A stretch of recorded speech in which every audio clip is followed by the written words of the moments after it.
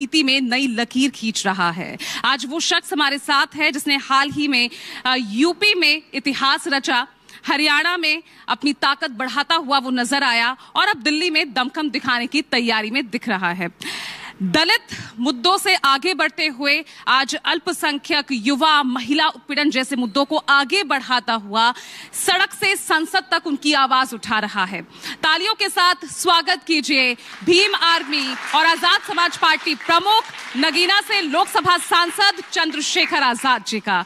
चंद्रशेखर जी, बहुत बहुत स्वागत आपका मंथन में। धन्यवाद बहुत बहुत आपका। तो चंद्रशेखर जी, नेताओं के लिए अक्सर कहा जाता है कि नेता की सियासत जारी रहती है अगर वो चर्चा, पर्चा, खर्चा चलता रहे। चर्चा में तो आप बने रहते हैं। हालिया बयान, आदत अब चर्चाओं में रहने की हो गई है। महाकुंभ में वो जा रहे हैं जो पाप जिसने किए हों। मैं मीडिया का चरित्र तो नहीं बदल सकता हूँ, मैं तो अपनी बात कहता हूँ। मेरे द्वारा कही गई कोई बात इलीगल हो तो मेरे खिलाफ कानूनी कार्रवाई कर दो। और मीडिया मेरी बात को क्या कह के दिखाती है, और मुझे तो हंसी आती है कि जब किससे पूछती है कि उन्होंने ये बयान दिया, तो सामने वाला बोलने वाला भी नहीं सोचता कि वो बयान ही सुन लूं मैं। तो मीडिया की बातों में आके लोग गुमराह होकर पता नहीं क्या क्या कह देते हैं। मैं क्या कह सकता हूँ? तो बयान तो आपके ही है ना, आप ही तो कह रहे हैं भाई जो जिसने पाप किए हैं वो महाकुंभ में पाप धोने जाता है। अगर आप इसको स्टडी करोगे या कोई भी स्टडी कर ले तो कुंभ की मान्यता यही है कि वहां इस तिथियों में अमृत वर्षा होती है, और अमृत वर्षा होती तो इसकी मान्यता यह है कि वहां जाके आपके पाप धुलते हैं। मैंने क्या गलत कहा? एक काम करते हैं, और मेरी बात को तो शंकराचार्य जी ने बिल्कुल कहा कि बिल्कुल सही बयान दिया चंद्रशेखर ने। और अगर मेरा बयान गलत है तो मुझे सही बयान बता दो किसका है।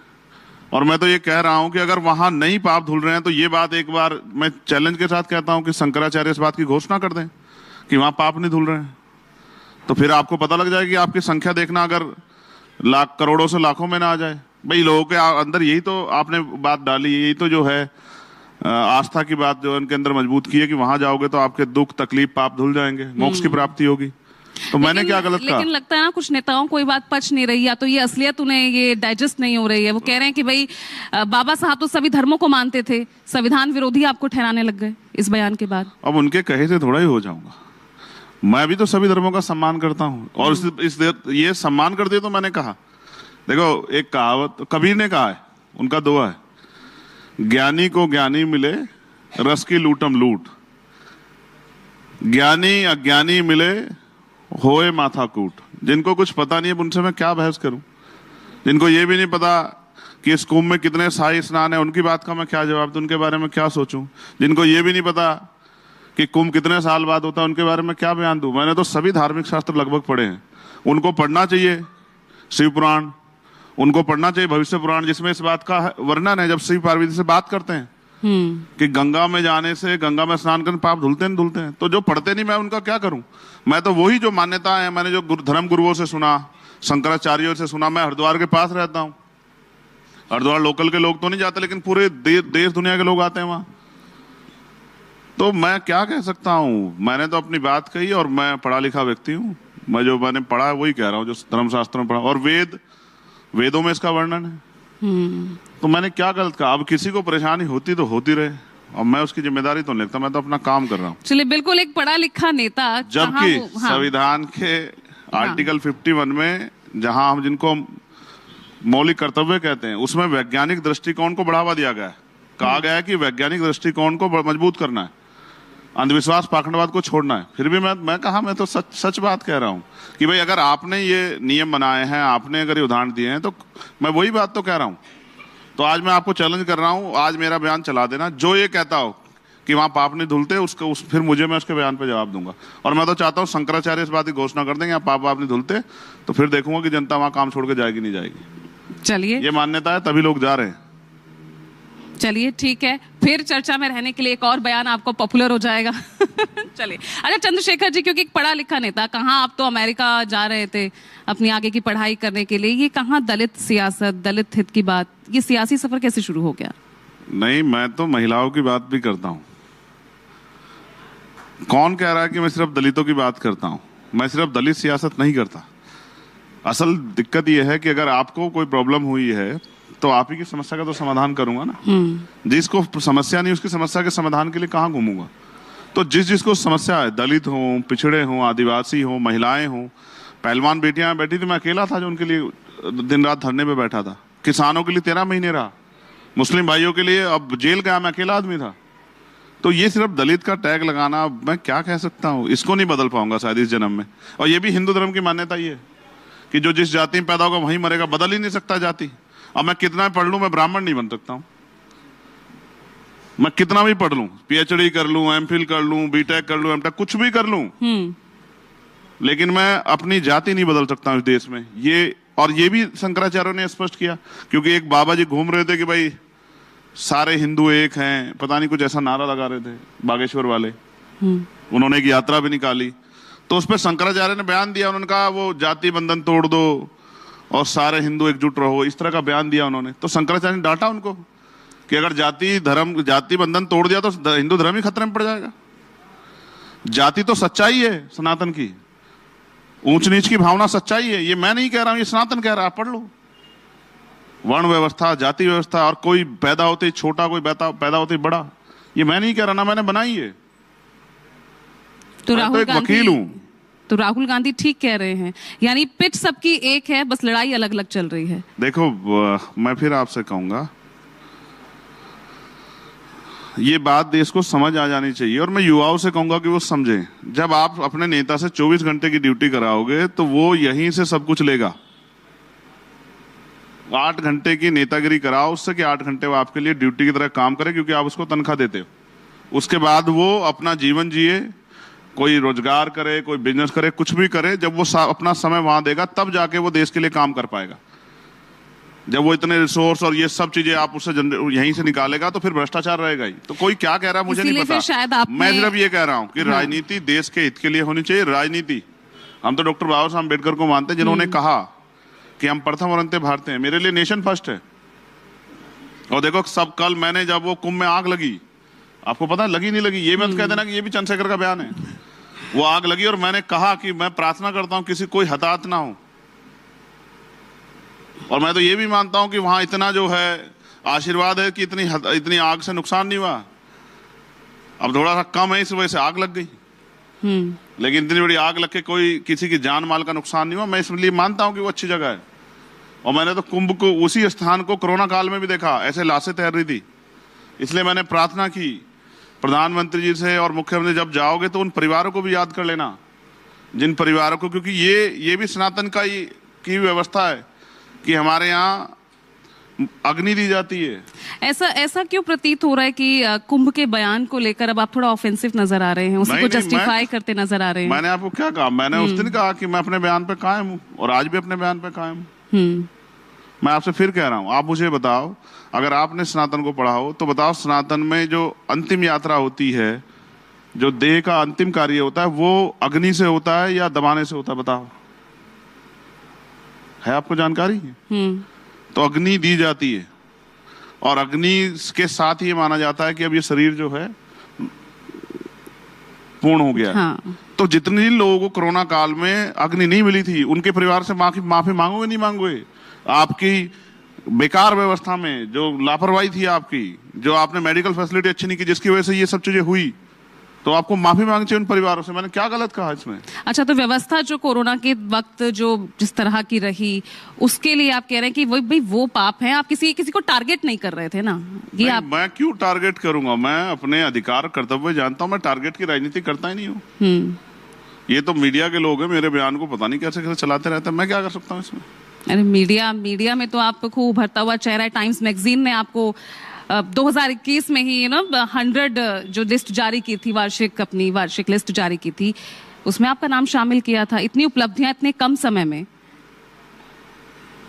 देखो, मैं आपको स्पष्ट करूं, वो मेरे लिए एक चैलेंज था और मैंने उस चैलेंज को एक्सेप्ट किया, और 2024 में उस चैलेंज को मैंने फुलफिल भी करके दिखाया कि जो भी चैलेंज आएगा मेरे सामने उसको हम लोग फुलफिल करेंगे। तब ये था कि चंद्रशेखर आजाद क्या बिना अन्य पार्टी को सपोर्ट के आगे बढ़ सकते नहीं बढ़ सकते हैं, लोकसभा आ सकते हैं? मैंने उसको साबित करके दिखाया। और पार्लियामेंट में भी मुझसे ज्यादा नहीं बोलता कोई। महिलाओं के लिए, किसानों के लिए, पुलिस के लिए, होमगार्डों के लिए, पीआरडी के जवानों के लिए, अर्धसैनिक बलों के लिए, मैं सबके लिए बोलता हूं। नौजवानों के लिए, बेरोजगारों के लिए, सबके लिए बोलता हूं। भर्तियों पे, आरक्षण घोटालों पे, सरकार के फेलियर पे मैं आपको एक बात बताता हूं। आप कल एक न्यूज चैनल ने स्टोरी की थी, मैंने वो स्टोरी पोस्ट की थी। उत्तर प्रदेश में सबसे ज्यादा जरूरी बात यह है कि वहां के स्कूलों की हालत बड़ी खराब है, और कब किस स्कूल में कितना बड़ा हादसा हो जाए नहीं पता। सरकार आंख बंद करके बैठी है। मैं अपने लोकसभा क्षेत्र में था, स्कूल देखने का, डर गया मैं देख के। छोटे बच्चे, उनको नहीं पता उसकी छत कब गिर जाए, वहां पानी भरा हुआ है, सरकार नहीं दे रही इस तरफ ध्यान। कल इसलिए मैंने मुख्यमंत्री को कहा कि अगर धार्मिक स्थलों से ध्यान हट जाए तो शिक्षा के मंदिरों पर भी ध्यान दे लेना। यहीं से पढ़ लिख के बच्चा जो है डॉक्टर, इंजीनियर, IAS, IPS, आपके ऐसा पत्रकार बनेगा। और नहीं पढ़ेगा तो कुछ भी नहीं बनेगा। फिर वही खेतों मजदूरी करेगा, मेहनत करेगा, मैला उठाएगा, तमाम तरह की परेशानियां झेलेगा, तो इससे उसके परिवार की तरक्की नहीं होगी। इसलिए मैं कह रहा हूं कि शिक्षा पे सरकार को ध्यान देना चाहिए। हर जिले में कम से कम 1000 स्कूल अगर होंगे तो 1000 में से 800 स्कूलों की हालत खराब होगी। और जबकि प्राइम मिनिस्टर ने भी PM श्री योजना चलाई और मुख्यमंत्री ने भी कार्यकल्प योजना चलाई, लेकिन दोनों का लाभ नहीं मिल रहा है। अब इसमें नहीं देते मुख्यमंत्री ध्यान। आवाज तो सिर्फ दलितों, वंचितों के खिलाफ सिर्फ आप ही की पार्टी नहीं उठा रही, अब तो तमाम राष्ट्रीय पार्टियां, कांग्रेस उसका एक बहुत बड़ा उदाहरण है, समाजवादी पार्टी है, अब दलित वोट उनकी तरफ भी शिफ्ट होता नजर आया। और आपके ऊपर तो टैग ही है, मायावती का वोट आप खींचते हैं। पैदाइशी जाति के आधार पर मेरे माथे पे लिखा हुआ है, इसको तो नहीं बदल सकता हूं। मैं तो कह रहा हूं कि मेरे ऊपर टैग रहेगा ही। मैं कितनी भी काबिलियत अर्जित कर लूं, कोई भी लड़ाई लड़ लूं, लेकिन मीडिया को जो कहना है वो तो कहेगी, उसको मैं कैसे दूर कर सकता हूं। रही बात जो पार्टियां लड़ रही है, और वो पार्टियों को बहुत देर से समझ आया कि इनकी लड़ाई भी लड़नी पड़ेगी, और जो हमारे बुनियादी मुद्दे शायद आज भी उनकी लिस्ट में ना हो। डॉक्टर अंबेडकर का सम्मान तो बहुत लोग करते हैं, और सम्मान करने का दिखावा भी बहुत लोग करते हैं, लेकिन उनके विचारधारा पर चलने की हिम्मत बहुत सारे लोगों में नहीं है। इसलिए हम जैसे लोगों की जरूरत है। कौन नहीं चल पा रहा? कोई भी नहीं चल रहा है, आजाद समाज पार्टी के अलावा। आप एक पार्टी का नाम बता दो, मैं बता दूं। संविधान के नाम पर तो कांग्रेस का अच्छा खासा लोकसभा चुनाव में प्रदर्शन रहा। हाँ, ये मैं फिर कह रहा हूं, ये बाबा साहब की बात करके अपना फायदा तो बहुत लोग निकाल रहे हैं, लेकिन इन वर्गों का फायदा जो बाबा साहब जिनके लिए सपना देखते थे, उनका नहीं कर पा रहे हैं। नहीं तो आप पर भी तो एक टैग चस्पा हो गया ना कि आप कर क्या रहे हैं? आप सिर्फ मायावती का वोट बैंक अपनी ओर खींच रहे हैं। ठीक है, ये टैग आप पर चस्पा हो गया है जो हट ही नहीं रहा है। नहीं, अभी हालिया यूपी की 9 सीटों पर उपचुनाव हुए, ठीक है, उसमें भी यही हुआ नतीजा। ये मेरी काबिलियत है या नहीं? आपकी काबिलियत है, लेकिन वो जो टैग जिसमें मैं बात करना चाह रही हूँ, मैं इसको फिर, ये भी एक चैलेंज था। ये कहते थे कि उपचुनाव में तो चंद्रशेखर आजाद वोट ले सकते हैं, लेकिन जब मायावती जी नहीं लड़ रही होंगी, लेकिन जब मायावती जी का भी प्रत्याशी होगा तब आप देखना, वो भी मैंने हटा दिया। इसका उदाहरण आप मीरापुर में देख लो, उनको 3000 वोट मिले, मुझे 23000 वोट मिले। इसका उदाहरण आप कुंदरकी में देख लो, और बहुत सारी जगह उनके बराबर वोट मिले। ये तब मिले जब उस तरह के सक्षम प्रत्याशी नहीं थे, वर्करों को लड़ाना पड़ा। तो यानी कि समाज तो स्वीकार कर बैठा कि उनको चंद्रशेखर की मदद करनी है, उसको चंद्रशेखर के हाथों को मजबूत करना है। और कोई ऐसा विषय नहीं देश का जो मेरे पास आता जिसको ना उठाता हूं। तो मायावती जी, उनसे कहाँ गलती हो रही है कि उनका वोट बैंक आपकी तरफ शिफ्ट हो रहा है, वो आगे नहीं बढ़ पा रहे हैं, आपका उदय हो रहा है और उनका पतन हो रहा है? मैं कह रहा हूँ ये मंथन आज मायावती जी पे तो नहीं है भाई। मैं क्या कह सकता हूँ, आप बताओ। जो काम करेगा वो आगे बढ़ेगा, और जो काम नहीं करेगा वो पीछे हट जाएगी। ये तो प्रकृति, नेचर का फॉर्मूला है। जो जितनी मेहनत करेगा कुदरत उसको उतना ही देगी। और हम इसलिए इस काम को कर रहे हैं, आपको सही नहीं पता, मैं अकेला भारतीय राजनीति में इस समय ऐसा व्यक्ति हूं जिसने गोली खाई है, जिसके ऊपर, जिसकी जान पे जो है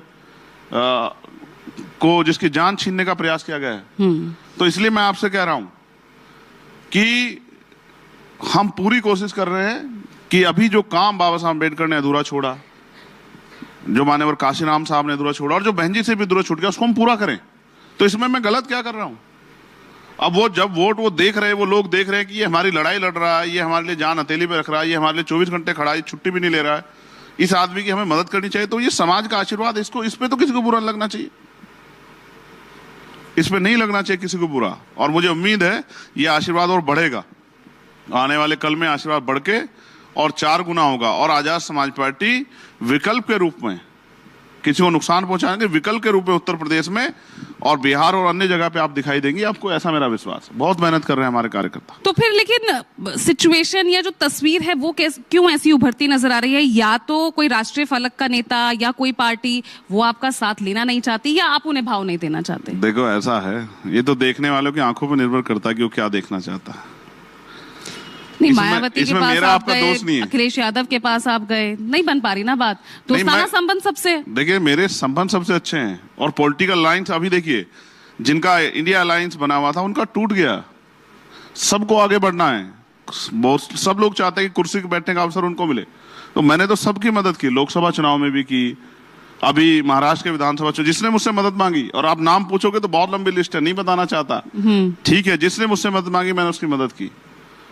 और मैं फिर कह रहा हूं हमारी राजनीति इन वर्गों के भले की है, लेकिन हम जब देखते हैं बहुत सारी पार्टियां जिनकी सरकारें बनी हुई उन्होंने नहीं किया अच्छा काम, तो जिनको अजमा लिया उनको क्या अजमाना, अब उनको छोड़ के आगे बढ़ते, इसलिए अपने दल को मजबूत कर रहे हैं। और आपको मैं जानकारी के लिए बता दूं कि हम बाबा साहब अम्बेडकर को मानने वाले लोग हैं।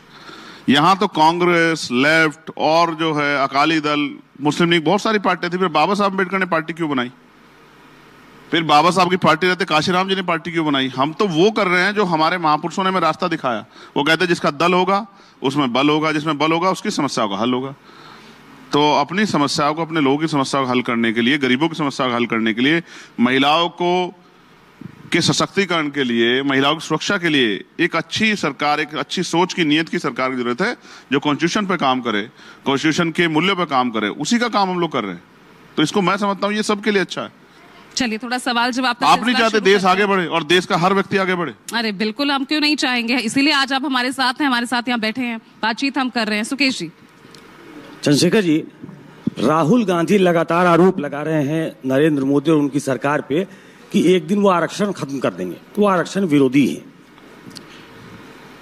क्या आपको भी लगता है कि आरक्षण पे खतरा है, जबकि नरेंद्र मोदी से लेकर अब तो मोहन भागवत भी ये क्लैरिफाई कर चुके कि आरक्षण खत्म नहीं होगा? आपको लगता है या सिर्फ ये पॉलिटिकल गिमिक है, एक स्लोगन है? देखो सुकेश जी, मैं स्पष्ट कर दूं, कोई क्या कह रहा है मैं उस पर नहीं जाना चाहता, लेकिन किसी भी पार्टी का एजेंडा, उसका मैनिफेस्टो, उसकी विचारधारा अगर आप देखेंगे तो आपको समझ आ जाएगा कि ये अगर पावर में आएगा तो क्या करेगा। जैसे अगर इवन आप मेरी तरफ देखोगे, अगर चंद्रशेखर पावर में होगा तो क्या होगा, तो आप बिल्कुल क्रिस्टल क्लियर हो जाएगा कि विचारधारा का खेल है। तो आरएसएस, बीजेपी की जो विचारधारा है, संघ की जो विचारधारा है, उनके जो डॉक्यूमेंट्स हैं, वो हमेशा से, चाहे वो संविधान रहा हो, चाहे वो तिरंगा रहा हो, और चाहे वो आरक्षण रहा हो, या कमजोर वर्गों की तरक्की रही, या महिलाओं का सम्मान रहा हो, वो हमेशा इसके विरोधी रहे। इसको आप नहीं डिनाई कर सकते। और इसके लिए मैं फिर कहता हूं, 2 अप्रैल 2018 के को याद करोगे तो एक प्रोटेस्ट हुआ था। उस प्रोटेस्ट के बाद बीजेपी को ये समझ में आया कि सीधे रवैये से नहीं कर सकते, तो अब लेटरल एंट्री हो रही है, अब निजीकरण हो रहा है। अब आप मुझे बताओ, जब सारी संस्थाओं का निजीकरण हो जाएगा सरकारी, तो सरकारी नौकरी रहेगी, तो आरक्षण के झुंझुने का क्या करेंगे? अब तो SC ST के बैकलॉग से ज्यादा, OBC के बैकलॉग ज्यादा, EWS का बैकलॉग आ रहा है। वो कहां से आ रहा है किसी को नहीं पता। अब तो पिछले दरवाजे से सबको जोड़, अब तो नई नियुक्तियां नहीं आ रही है, संविदा, ठेकेदारी, और उनको परमानेंट कर ले रहे हैं, कोई पूछने वाला नहीं है। तो आरक्षण ये तो मैं अपने लोगों को कहना चाहता हूं। दो राष्ट्रीय पार्टियां जो हैं, कांग्रेस और बीजेपी, आप किससे मानते हो कि अंबेडकर की विचारधारा को वो ज्यादा मानते हैं, कांग्रेस या बीजेपी? नहीं, आजाद समाज पार्टी के अलावा कोई नहीं मानता है। उनका फोटो सब लोग लगाते हैं, उनके सिद्धांतों की बात मुंह से, मंच से बहुत करते हैं, लेकिन जब आप पार्टी अपनी उसमें होते हो सरकार में, तब लागू कराने की हिम्मत नहीं जुटा पाते। आप याद करो, बाबा साहब अम्बेडकर ने एलिनेशन ऑफ कास्ट लिखी, इस बात को तो आप, इस बात से तो एग्री हो? तो कांग्रेस के मैनिफेस्टो में कभी रहा हो जाति का विनाश, तो आप मुझे बता दो। जो बाबा साहब अम्बेडकर का सपना था कि जाति विहीन समाज बने, तो कांग्रेस किसी लीडर ने उसकी पहल की, तो आप मुझे बता दो। और भाजपा के लोग तो कर ही नहीं सकते। अगर आरएसएस भाजपा के लोग, जैसे एक विषय आया था, तो मुझसे मीडिया में किसने पूछा, मैंने कहा कि मैं जिससे उम्मीद ही नहीं करता कि वो बाबा साहब अम्बेडकर सम्मान करेगा, मैं इस पर क्या बुरा मानूं। चलिए कांग्रेस बीजेपी को छोड़ दीजिए, अखिलेश यादव जी के बारे में क्या राय है आपकी? आप महापुरुषों के नाम पे जितने जिले बने थे सबका नाम बदल दिया, और सहारनपुर में तो झगड़ा करा दिया एक, कि मान्यवर काशीराम साहब के नाम पे जो बना था, जो एक मेडिकल कॉलेज बना, उसका नाम बदल दिया। एक इस्लामिक स्कॉलर है, उनके नाम पे रख दिया कि एक झगड़ा हो जाए। और बहुत सब कुछ है जो नहीं कहना चाहता, वरना फिर बाद में ये चर्चा होगी कि आज चंद्रशेखर ने अखिलेश यादव पे हमला कर दिया।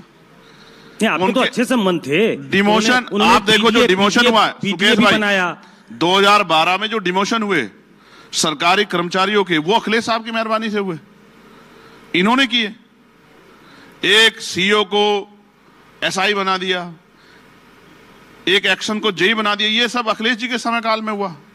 और जितने खून के आंसू कर्मचारियों ने इनके सरकार में रोए, कभी नहीं रोए, लेकिन फिर भी हमारे लोगों ने इनको गले लगाया कि चलो भाई इनसे गलती से हो सकता है, लेकिन मुझे नहीं लगता कि कोई बहुत गुंजाइश है, मुझे नहीं लगता है। मायावती कहती थी एक नागनाथ है एक सांपनाथ है, आप भी यही कहते हो। काशीराम साहब कहते थे। हाँ, काशीराम साहब के कहने के बाद बहन जी ने कहना शुरू किया, और मैं फिर कह रहा हूं, अब हम उनसे नहीं लड़ रहे, अब हम अपने लोगों से लड़ रहे हैं कि हमें पावर चाहिए, क्योंकि जो हम करना चाहते हैं, जैसे मुझे अगर यहाँ कुछ चेंज करना है तो जब तक मेरे पास यहाँ पावर नहीं, मैं कैसे कर दूंगा। जैसे एजुकेशन, मैंने कहा पार्लियामेंट में कि एजुकेशन सभी के लिए मुफ्त होनी चाहिए, और एजुकेशन जो सरकारी नौकरी कर रहा है, भाई जो लोग हाई स्कूल इंटर तक, ग्रेजुएशन तक प्राइवेट स्कूल में पढ़ते हैं, वो कहते हैं कि हमें एमबीबीएस सरकारी स्कूल से करनी है, आईआईटी जाना है। मैं आपको इसलिए बात कह रहा हूं कि जब तक सरकारी कर्मचारी से लेके और सरकारी स्कूल में पढ़ने वाला बच्चा, सरकारी अधिकारी, कर्मचारी और नेताओं का, चाहे वो किसी पोस्ट पे हो, और आम किसान का बच्चा सरकारी स्कूल में नहीं पढ़ेगा, तब तक कोई बहुत बदलाव नहीं हो सकता। क्योंकि आज प्राइवेट सेक्टर इतना बड़ा खड़ा हो गया है कि वहां से गरीबों का बच्चा मुकाबला नहीं कर सकता है। 5,000 रुपए फीस देने की हिम्मत हर परिवार में नहीं है एक बच्चे की। और ऐसे ही अगर आप मेडिकल क्षेत्र में बदलाव चाहते हैं तो आपको यहां भी करना पड़ेगा कि सारे नेताओं का इलाज, अब एम्स में सबसे अच्छा इलाज है या नहीं, आप बताओ।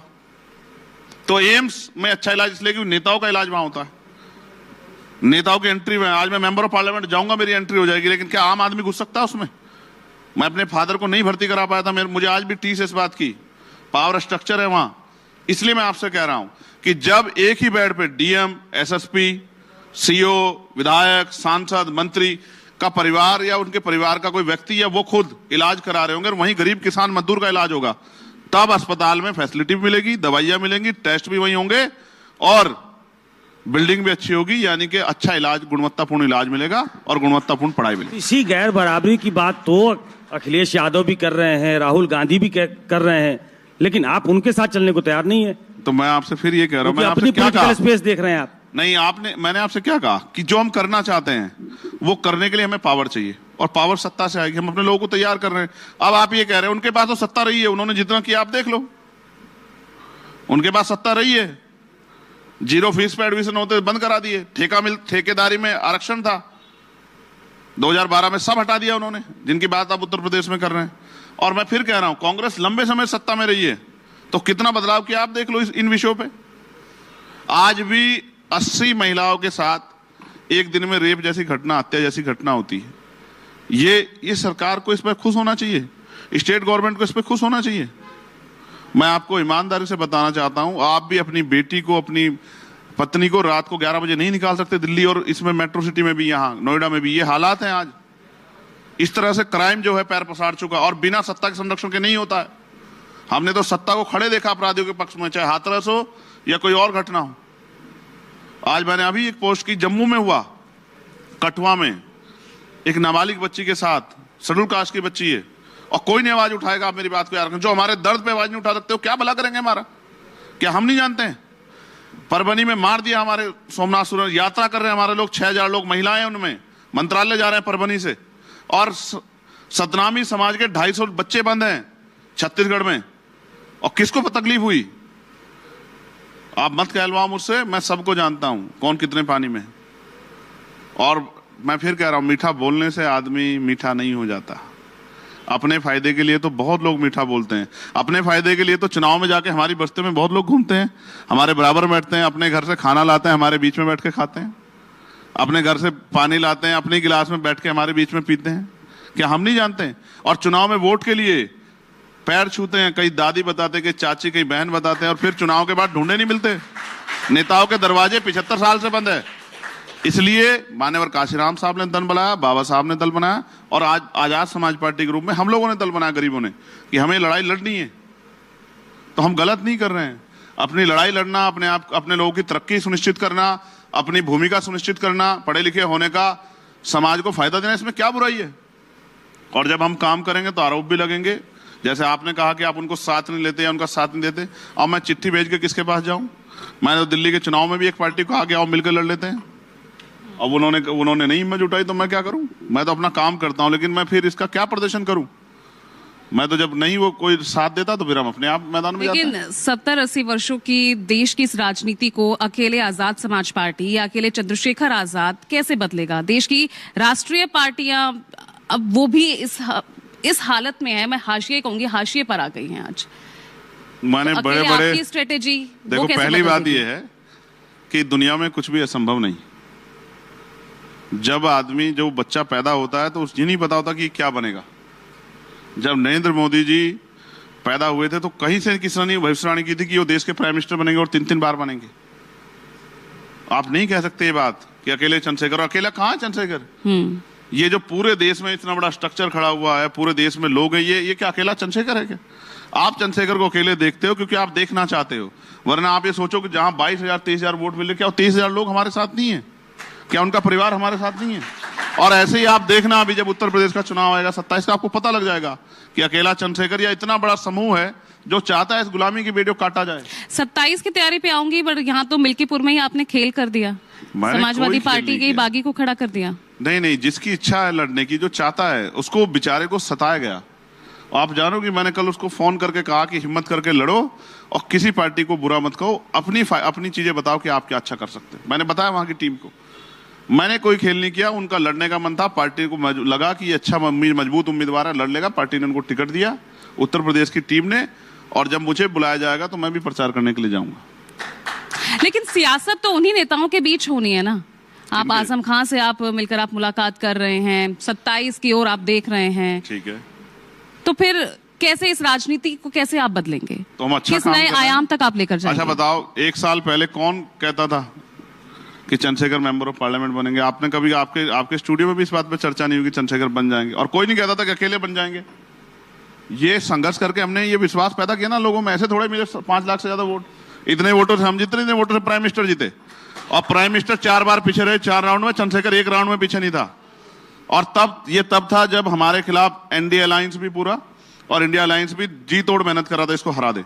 और बीएसपी के नेता भी जाके मुझे वहां गाली बक रहे थे, तब भी जाके नहीं आ रहा मैं उन पर, क्योंकि जनता मेरे साथ है। और अगर यही समर्थन इंडिया अलायंस को आपके रहते हुए मिलता तो और फायदा होता ना।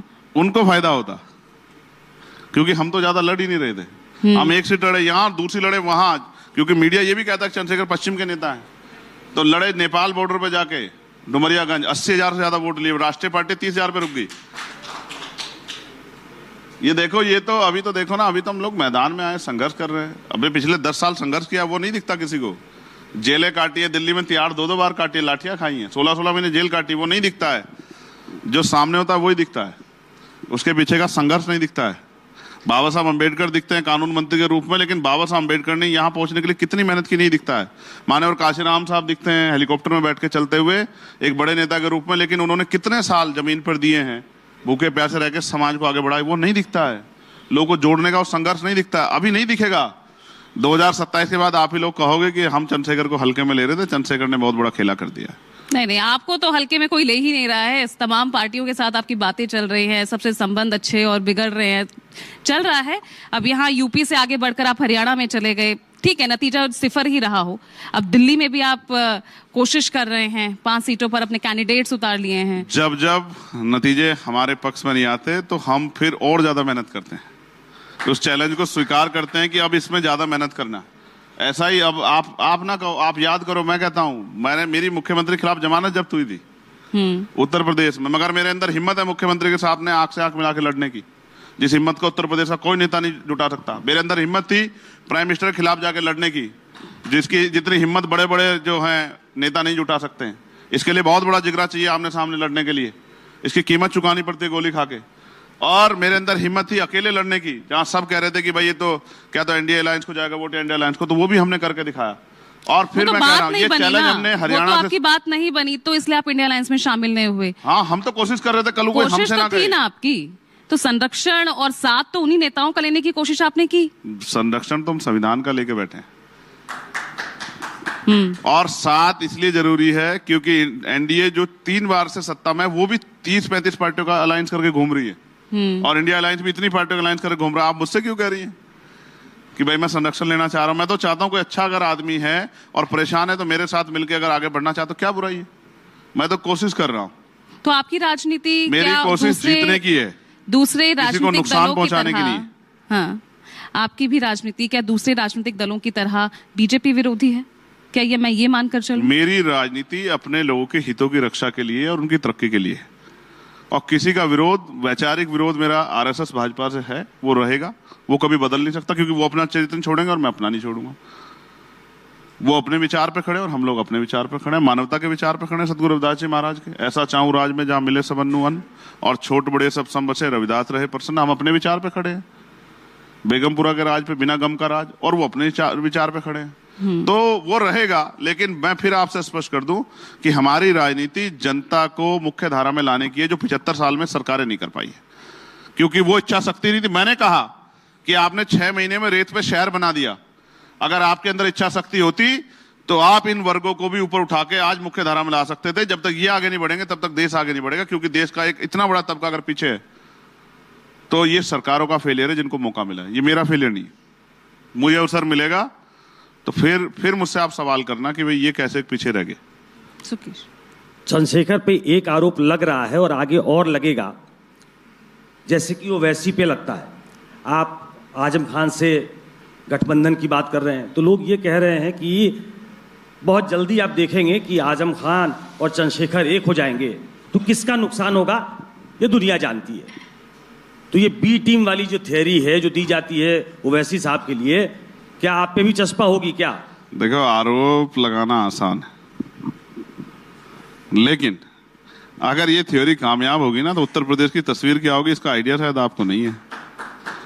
जो थ्योरी आप कह रहे हैं कि हो सकता है ये हो जाए, अगर ये थ्योरी कामयाब होगी ना, इस अलायंस के साथ कोई भी आदमी जुड़ के और विन हो जाएगा उत्तर प्रदेश में। आपको अगर एहसास नहीं तो एहसास करके देख लेना, एक बार इस वोट का कैलकुलेशन करके देखना। जबकि हम तो पूरे हक वंचित कमजोर समाज को, महिलाओं को, सबको साथ लेके चल रहे हैं, लेकिन अगर ये थ्योरी कामयाब होगी तो आप देखना। और जिस दिन ये थ्योरी देखो, ये नगीना में कामयाब हुई तो बड़े बड़े दलों को पटकनी दे दी हमने। ये थ्योरी नगीना में कामयाब हुई है, और यही थ्योरी अगर आगे बढ़ गई आप देखना तो उत्तर प्रदेश की तस्वीर बदल जाएगी और आने वाले समय में देश की तस्वीर बदल जाएगी। और मैं इस मंच से कह रहा हूं, अगर वो लोग मुझे सुन रहे हो आपके माध्यम से, तो इस थ्योरी को जल्दी बना लें। ये थ्योरी सांप्रदायिकता की राजनीति का अंत कर देगी, ये थ्योरी नफरत की राजनीति का अंत कर देगी, और कोई अंत नहीं है। यही अंत है कि एक टुकड़ों बटा समाज एकजुट हो जाए और मिलकर अपनी शक्ति बनाने के लिए लड़े, अपनी हिस्सेदारी के साथ आगे बढ़े। चले, कुछ चंद्रशेखर जी हमारे भी जो स्टूडेंट्स भी हैं वो भी आपसे सवाल करना चाहते हैं, पूछिए। मेरा पहला सवाल आपसे ये है कि आप एक युवा नेता, दलित नेता के तौर पर पूरे समाज में एक प्रखर है। सर, ये शब्द मुझे जोड़ना पड़ा है क्योंकि आपको प्रेजेंट ऐसे किया जाता है, ये मेरी गलती नहीं है, ये हमारे टीवी समाज, हमारा मीडिया, उन्होंने ऐसे प्रेजेंट किया है, इसलिए मैंने ये शब्द यूज़ किया है। और मेरा पहला प्रश्न यही है कि आप जाति जनगणना पर क्या सोचते हैं और जाति जनगणना किस प्रकार से दलित समाज और भी अन्य समाजों का उद्धार करेगी, इस पर आप क्या कहते हैं? देखिए, जाति जनगणना ये एक बहुत महत्वपूर्ण विषय है। इस पे सवाल खड़ा करना आसान है, लेकिन इसको समझना बड़ा कठिन है। जातिगत जनगणना होगी तो ये एक क्लियर पिक्चर आएगी कि किसकी कितनी संख्या है और उसको कितने रिसोर्स आज मिल रहे हैं और जिनको नहीं मिल रहे। जैसे ये इसलिए भी जरूरी है कि मैं अभी झारखंड में था, तो मैंने झारखंड सरकार से, हमारी पार्लियामेंट कमेटी का टूर गया था, और जब मैंने उनसे सवाल किया तो उन्होंने कहा हम पे 2011 का आंकड़ा है। तो मैंने उनसे कहा कि 2011 के आंकड़े पे आप किस तरह से जो है जो योजना आप चला रहे हैं उनका जो है क्रियान्वयन आसानी से कर सकते हैं, ईमानदारी से कर सकते हैं, निष्पक्ष कर सकते हैं, जिसकी संख्या 10 साल पहले 10 थी, आज वो संख्या 15 हो गई है। तो आप 10 के आधार पे अगर उनको सुविधा दोगे तो ये कैसे संभव हो सकता है? तो जातिगत जनगणना होगी तो देश के कमजोर वर्गों को बड़ा फायदा होगा, और जो योजनाएं बनेंगी उनकी संख्या के आधार पे और उनके हितों को ध्यान पर रख के बनेगी। उनकी संख्या तो हो रही है 85% और योजना का बन रही है 50% लोगों के हिसाब से, तो 35% लोग तो पहली लाइन से बाहर हो गए। तो जब आपको संख्या का पता लग जाएगा, उनके रिसोर्स का, उनकी स्थिति का पता लग जाएगा। कितने लोगों पे बिजनेस है, कितनों पे नौकरी है, कितनों पे उद्योग है, कितने गरीब हैं, कितने हैंड टू माउथ हैं, कितने के सर पे छत नहीं है, कितनों के पे जो है सुख सुविधा नहीं है। तो फिर मुझे लगता है कि सरकार रिसोर्स भी उसी तरह से उन लोगों के लिए योजना बनाएगी जिससे कि उन लोगों को फायदा हो सके। तो जातिगत जनगणना बहुत जरूरी है और इससे बहुत कुछ क्लियर होगा और मैं चाहता हूं कि केंद्र सरकार इसको कराए, इससे भागे ना। राहुल गांधी भी अक्सर यही बातें कहते नजर आते हैं, तो फ्यूचर में कांग्रेस के साथ भी आप देख सकते हैं कोशिश वहां पर भी जारी है? नहीं, मैं आपको एक बात बता दूं, उनकी सरकार थी 2004 से 14 तक, उनके यहाँ हुए थे, वो आंकड़े नहीं जारी कर पाए। मुझसे मत कहलवाओ, मैं सभी को जानता हूं। 4 से 14 तक उनकी सरकार थी, जातिगत जनगणना उन्होंने कराई लेकिन उसके आंकड़े जारी नहीं कराए।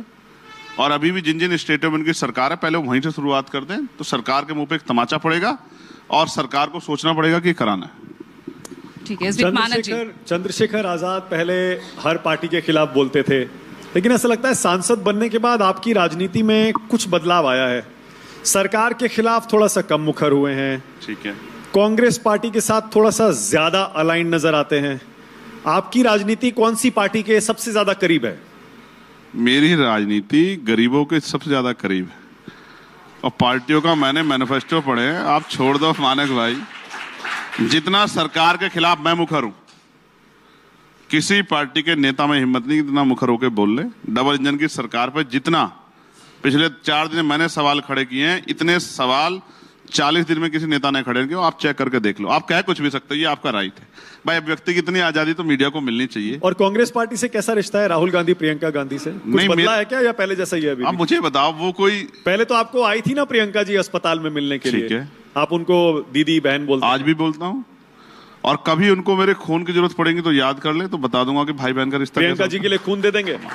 मैं फिर कह रहा हूँ, देश की किसी भी बेटी के लिए जिसकी रक्षा सुरक्षा या जिसकी मदद मैं कर सकता हूं, मैं उसके लिए 24 घंटे। और राहुल गांधी के लिए क्या दे देंगे? समर्थन दे देंगे? कैसा समर्थन मांगा उन्होंने तो? कैसा समर्थन चाहते हैं? पार्टी में आ जाइए, मिल जाइए, ताकत जोड़ लेते हैं। हाँ। ये आजाद समाज पार्टी एक वैचारिक आंदोलन है। अगर आप इसे किसी के साथ में मिलाओगे ना तो उनका काम आगे बढ़ेगा ना हमारा काम आगे बढ़ेगा। ये प्योर आंदोलन है मान्यवर काशीराम साहब का, बाबा साहब अम्बेडकर का, ज्योतिबा फूले का, साहू जी महाराज का और बहुत सारे ऐसे महापुरुष हैं। इंडिया गठबंधन का हिस्सा तो नहीं है ना? इंडिया गठबंधन का हिस्सा नहीं। तो मिल्कीपुर में किसको सपोर्ट करेंगे? मिल्कीपुर में चुनाव लड़ रहे हैं, जागरूक रहिए मानक साहब, जागरूक रहिए। तो आपका नहीं मुझे हमारी पार्टी चुनाव लड़ रही है। मुझे पता है आपकी पार्टी चुनाव लड़ रही है। महामना रामसूप वर्मा जी के आइडियोलॉजी को, पेरे ललई यादव जी के आइडियोलॉजी को लेकर चुनाव लड़ रहे हैं मिल्कीपुर में। आपकी पार्टी पर आरोप ये लग रहा है कि वहां पर आप वोट काटने के लिए उतरे हैं। कौन आरोप लगा? आपको अधिकार है पूरा, आप लगा। नहीं, बहुत लोग आरोप लगा रहे हैं कि वहां सिर्फ वोट काटने के लिए उतरे हैं, फायदा बीजेपी का हो जाएगा। समय बताएगा कौन किसके वोट काट रहा है। बीजेपी का फायदा हो जाएगा। मुझे ये बता दो, सिर्फ इतना बता दो मुझे, तो समाजवादी को अपना प्रत्याशी बैक कर लेना चाहिए अगर बीजेपी का फायदा रोकना है तो। जैसे हमने 80 में से 2 सीटों पर लड़ाए थे और हमारे वोटरों ने वोट तो दिया ही होगा ना, जो हमने संगठन बनाया। तो समाजवादी को पीछे हो जाना चाहिए। देखिए हम हरा देंगे भारतीय जनता पार्टी को। कौन किसका फायदा नुकसान करना चाहिए आप नहीं जानते हो क्या? अब आप ये कह दो कि मैं घर बैठ जाऊं, अगर मैं घर बैठ जाता तो लोकसभा में कैसे होता? लोकसभा में नहीं होता तो मेरे लोगों की आवाज कौन उठाता? इतने इशू पे जो मैंने सवाल उठाए कौन करता? आप ये चाहते हैं कि हमें मिट्टी में दफन करके, और यहां की राजनीति ये तो चलती है ये बहुत दिनों से। हम महापुरुषों को मानने वाले लोग हैं, अपने हक अधिकार के लिए लड़ेंगे और उतनी ताकत से लड़ेंगे जितनी हम में है। और जब तक ताकत रहेगी लड़ते रहेंगे अन्याय के खिलाफ। और जब अन्याय जड़ से खत्म हो जाएगा तभी चैन की सांस लेंगे। क्या नगीना सीट जीतने के बाद आप ये मानते हैं कि अब उत्तर प्रदेश में बीएसपी का अंत निकट है और एक नई पार्टी आपकी और एक नया नेता, दलित नेता वो खड़ा हो गया है? अब यूपी की राजनीति, देश की राजनीति आप बदलने वाले हैं? कहां लिखा है ये बताओ? माथे पे लिखा है क्या कि दलित नेता खड़ा हो गया है? जरा आप मुझे समझाओ। क्या आपने? मैं कहूं कि नहीं, मैं ये कहता हूं कि एक वैसे समाज का एंकर मेरे सामने बैठ के सवाल पूछ रहा है, कैसा लगेगा आपको? बताओ। आप भटका रहे हैं सवाल को। नहीं, मैं सवाल को नहीं भटका रहा हूं। बीएसपी की जगह आजाद समाज पार्टी ले रही है? झगड़ा कराना चाहते हो मानक भाई? मुझसे पूछ लो। आप चाहते हो कि मैं उनके खिलाफ कुछ बुरा कहूं, वो फिर उधर से जवाब दे। उनकी आदत है मुझे बुरा कहने की, मेरी आदत नहीं है। मैं नहीं कहता किसी को बुरा। आकाश आनंद से कैसा रिश्ता है? मेरा खराब कब था किसी से? मेरा किसी भी मानव से रिश्ता बुरा भाई नहीं। युवा नेता हैं, देखिए कैसे बीएसपी के लिए दिल्ली में भी प्रचार कर रहे हैं, जबरदस्त। अच्छी बात है, करना चाहिए, मगर मुझे दुख तब हुआ था जब बहन जी ने उनको अनमेच्योर कह के और उनके पदों से हटा दिया था। अब ये क्यों किया, इसका जवाब उनको देना चाहिए। और फिर 2.5 महीने में ऐसा क्या हुआ कि भाई मैच्योर हो गए 2 महीने में। कहीं आपकी बातचीत तो नहीं मायावती से आपने समझा दिया हो कि भैया आकाश आनंद को ऐसे ना कहिए, तुरंत फैसला वापस ले लिया? मैं आपका बिल्कुल एहसानमंद रहूंगा, आप मेरी बातचीत एक बार करा। क्या नाराज हैं क्या आपसे? अब ये मानक भाई ज्यादा अच्छी तरह जानते, इनको अंदर की खबर ज्यादा रहती है। नहीं, थोड़ा सा आप भी खोल दीजिए ना, थोड़ा नहीं, मुझसे नाराज, देखो मुझसे मिली नहीं है तो मुझसे कैसे नाराज होंगी। देखो जब तक आप चंद्रशेखर से मिलोगे नहीं तो आप चंद्रशेखर के बारे में क्या जानते हो जो मीडिया ने बताया। जब आप चंद्रशेखर आजाद से मिलोगे तभी तो आप जानोगे कि चंद्रशेखर क्या सोचता है। मैं किसी के लिए बुरा नहीं सोचता। आप भी दलित और वो हमारे उत्थान के लिए बात नेता करते हैं, मायावती भी दलित उत्थान की बात करती है, सर्वजन के लिए काम करती है। आप यही तो बुरा है, मैं यही समझा रहा हूँ। चलिए ठीक है, सर्वजन के लिए आप दोनों पार्टियां काम कर रहे हैं, साथ होते तो ताकत और ही बढ़ती ना। मैं कह रहा हूँ ना, करा दो ना साथ, आप करा दो। मैं ये कह रहा हूँ कि न्यू 24 और एबीपी को एकजुट हो जाना चाहिए। अब इससे जो है आपकी शक्ति बढ़ेगी। ये क्या बात फॉर्मूला हुआ, ये क्या फॉर्मूला बताया आपने कि 2 चैनल्स आपस में मिल जाएंगे तो उनकी शक्ति बढ़ जाएगी। शक्ति इस बात से बढ़ेगी जो ज्यादा काम करेगा समाज उसके साथ रहेगा। और शक्ति क्या, उनकी देखो उनका आशीर्वाद तो मुझे है, क्या बिना उनके आशीर्वाद के आगे बढ़ गया मैं? उनके आशीर्वाद से आप उन्हीं के वोट काट रहे हैं। ऐसा ही चल रहा है, अब आप इससे तो इनकार नहीं कर सकते। आप दिल्ली के आम आदमी पार्टी को भी कहते थे कि ये किसी के वोट काट रहे हैं, 2-2 स्टेट में सरकार बिल्कुल कहते हैं, बिल्कुल कहते हैं। आप कहते हो नहीं कहते हो? कांग्रेस का वोट काट कर ही तो आई है। तो वो आम 2 आदमी स्टेटों में पार्टी। सरकार चला के अपनी योजनाओं को क्रियान्वयन कर रहे हैं, तो इसमें क्या बुरा है? आप क्यों कहना चाहते हैं कि कुछ ही पार्टियों के, कुछ ही परिवारों के हाथ में रहेगी लोकतंत्र? क्यों कहना चाहते हैं आप ऐसा? विचार है केजरीवाल जी पर, क्या विचार है आपके? नहीं, दिल्ली में लड़ रहे हैं, नहीं लड़ रहे हैं? लड़ रहे हैं। कितनी सीटों पर लड़ रहे हैं?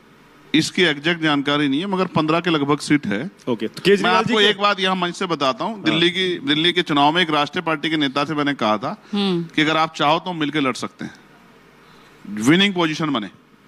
उन्होंने कोई जवाब नहीं दिया। फिर दिल्ली की टीम ने तय किया कि हमें लड़ना।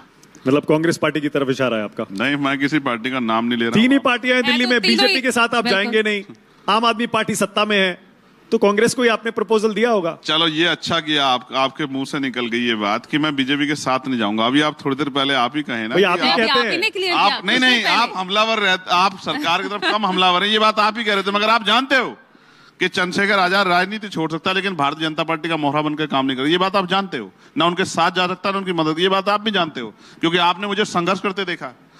दिल्ली में लड़ रहे हैं तो किन मुद्दों पर लड़ेंगे चंद्रशेखर आजाद? दिल्ली के हाल देखो, एक बच्ची का रेप हुआ तो उनके घर गया था, छत नहीं है उनके सर पे, और वादा किया दोनों पार्टियों ने, कच्ची कॉलोनियां पक्की ले लो, रजिस्ट्री कहाँ है? शीश महल शराब आपने घोटाला देखा होगा, मैंने नहीं देखा, मेरे पास इतना समय नहीं है। आप शराब गए थे घोटाला देखने? शराब घोटाला शराब बुरा है, मैंने तो उसी दिन उस पर आलोचना की। और देखो, हम तो गांव में जाके कहते हैं लोगों से शराब छोड़ो। सतगुरु रविदास जी महाराज ने, हमारे महापुरुषों ने कहा कि नशा छोड़ो, तो मैं तो जाके कहता हूं। मैं इसका कहां समर्थक हो जाऊंगा? जो गलत है वो गलत है। उन पे आरोप लगे हैं, वो लोग जेल गए हैं, मैं ये मानता हूं कुछ आरोप झूठे भी हो सकते हैं, लेकिन वो कोर्ट तय कर देगी। मुझसे आपको एक बार बताऊं, मैं चैनल पे कह देता हूं, मुझसे हमारी पार्टी में एक प्रत्याशी आया और विषय ऐसा था कि मुझसे पूछा गया कि एक प्रत्याशी अरविंद केजरीवाल के खिलाफ लड़ना चाहता है, सुप्रीम कोर्ट का एडवोकेट, आप परमिट करोगे? मैंने कहा अरविंद केजरीवाल के खिलाफ मत लड़ाओ। अगर कहीं अरविंद केजरीवाल कुछ वोट से हार गए तो सारे जीवन मुझसे कहते रहेंगे चंद्रशेखर ने हरवा दिया। तो मैंने कहा मैं नहीं चाहता कि एक अच्छा नेता जो अपनी पार्टी को लीड कर रहा है उसके साथ किसी तरह का खिलवाड़ हो। अच्छा नेता नहीं, अच्छे ही हैं, बहुत अच्छे काम भी किए हैं, मैं बुरे नहीं कह रहा हूं, लेकिन कुछ बुराइयां उनको नहीं छुपाया जा सकता है कि उन्होंने वादे तो बहुत किए लेकिन खरे नहीं उतर पाए। अच्छा, शीला जी में और केजरीवाल जी में बेटर कौन है? मैंने शीला जी का कार्यकाल उस तरह नहीं देखा। कमाल करते हैं आप, 15 साल उन्होंने दिल्ली पर राज किया। मैं उत्तर प्रदेश कहते का हैं कि रहने बहुत वाला काम किया 15 साल में। मैं उत्तर प्रदेश का रहने वाला अरे हूं। दिल्ली तक बढ़ना है, राष्ट्रीय राजनीति का चेहरा अब आप बनना है, कहो दिल्ली तो को मैं जानना पुरानी होगा फाइलें आपको। खोल देखूं तो मैं पढ़ लूंगा, आप कह रहे हैं तो। अच्छा, अखिलेश जी से कैसा रिश्ता है चंद्रशेखर आजाद का? बिल्कुल अच्छा है। बीच में तो खराब था ना चुनाव के समय, याद है? आप खराब याद रखते हो, अच्छा याद अब नहीं ठीक है? रखते हो। अब ठीक है, अच्छा ही है। देखो, चुनाव अलायंस नहीं हुआ, ठीक है, हमने अपनी बात खत्म की, गुस्सा था कह दिया, अब वो अपने काम निकल गए, हम अपने काम निकल गए, हम अपना काम कर रहे हैं, वो अपना कर रहे हैं। उन्होंने हमें हराने में कोई कम भूमिका की क्या? 2 बार गए वो मेरे यहाँ और जाके कहा कि भाई पता नहीं मेरे ऊपर कितने आरोप लगाए। पर आपके साथ क्यों दलित आएगा? जब पीडीए उन्होंने बनाया, 37 सीटें जीते इस बार, उन्हीं के साथ जाएगा दलित भी, पिछड़ा भी, अल्पसंख्यक भी। समय बताएगा, समय बताएगा कि कौन किसके साथ जाएगा। हम लोग मेहनत कर रहे हैं और कथनी करनी का फर्क लोग जानते हैं। पीडीए का नारा दो और माता प्रसाद पांडे जी को आप जो है प्रदेश की कमान दे दो, तो ये तो लोग कह रहे हैं, मैं नहीं कह रहा हूं। मैं तो किसी को बुरा नहीं कहता हूं। अच्छा, योगी जी पर अपने विचार बताकर जाइए। आज मुझे याद है लास्ट आखिरी बार जब हमारी आपकी बात हुई थी, तब आपने कहा था कैसे जेल भेजा, गोली चलवाई। आज मैं आपको एक बात बताता हूं। योगी जी क्योंकि लंबे समय धर्म के काम से जुड़े रहे, वो धर्म के काम बहुत अच्छे करते हैं। आपको पता, कल तत्काल पहुंच गए थे वहां। लेकिन जिस तरह से बेटियों पे दमन होता है, जैसे जौनपुर में एक बच्ची के साथ हुआ, और आप सुनो, आपको भी तकलीफ होनी चाहिए, और यहां बैठे हर एक आदमी को, बच्चियां बहुत बैठी हैं, इनको सुनना चाहिए इस घटना को। जौनपुर में एक नाबालिग बच्ची का अपहरण हुआ 9 तारीख को।